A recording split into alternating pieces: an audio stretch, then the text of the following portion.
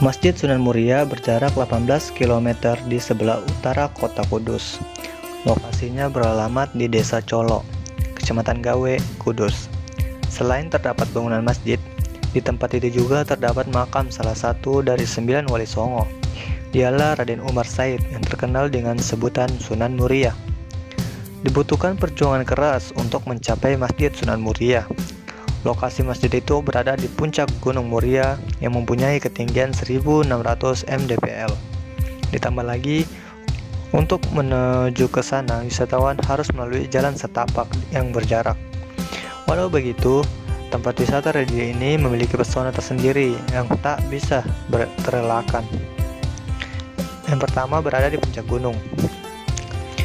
Masjid Sunan Muria diperkirakan dibangun pada abad ke-15 hingga ke-16 Masehi. Lokasi masjid ini berada di puncak Gunung Muria yang memiliki ketinggian 1600 mdpl.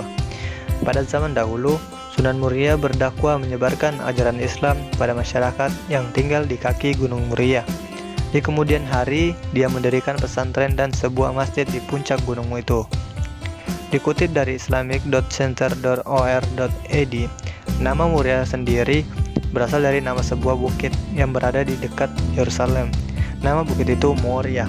Konon, Nabi Daud alaihissalam beserta putranya Nabi Sulaiman alaihissalam membangun sebuah rumah ibadah di puncak bukit Moria. Yang kedua, cara menuju masjid. Ketika menggunakan kendaraan pribadi, wisatawan tidak bisa langsung tiba di halaman masjid. Ketika tiba di halaman parkir, wisatawan harus melanjutkan perjalanan dengan menaiki 430 anak tangga. Sepanjang perjalanan dengan berjalan kaki menuju masjid, wisatawan akan menjumpai kios-kios pedagang yang banyak menjajakan dagangannya yang sangat variatif. Mulai dari makanan, minuman, kerajinan tangan, dan masih banyak lagi.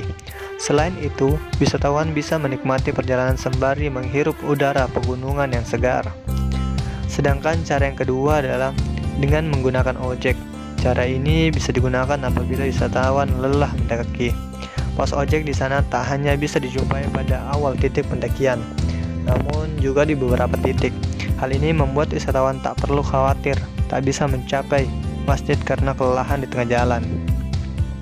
Yang ketiga, bentuk bangunan sudah tidak asli. Dilansir dari darutauhid.org, secara arsitektur, Masjid Sunan Muria sudah banyak berubah bentuk dari aslinya karena mengalami beberapa kali pemugaran. Hanya beberapa bagian saja yang masih menyisakan peninggalan dari Sunan Muria, di antaranya pondasi masjid, umpak batu, tiang atau pilar, penyangga masjid, dan mihrab yang menjorok ke dalam. Selain itu, ada pula beduk yang sudah berumur lebih dari 1 abad. Beduk itu dibuat dari kayu jati pada tahun 1884 Masehi. Di atas beduk ini terdapat ukiran naga dan ayam jantan yang menyimbolkan perpaduan budaya antara Jawa dan Tionghoa. Selanjutnya dibagi menjadi 2. Masjid Sunan Muria Kudus dibagi menjadi 2, yaitu masjid yang khusus untuk pria dan masjid yang khusus untuk wanita. Di dalam masjid untuk kaum pria inilah terdapat berbagai peninggalan dari zaman Sunan Muria. Sementara itu, masjid khusus wanita merupakan hasil renovasi di tahun 1976 yang peresmiannya dilakukan oleh Bupati KDH tingkat 2 Kudus pada tahun 1978. Dan terakhir, makam Sunan Muria. Tak jauh dari Masjid Sunan Muria, terdapat pula makam Sunan Muria. Pada setiap Kamis Legi dan Jumat Pahing, banyak orang berziarah ke sana.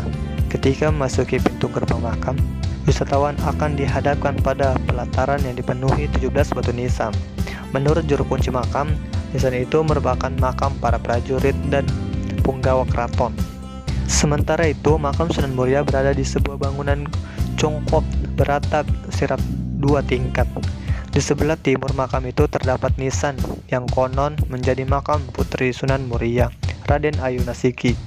Sementara di sebelah bar dinding belakang masjid terdapat makam penembahan Pengulu Jogodipo yang merupakan putra sulung dari Sunan Muria.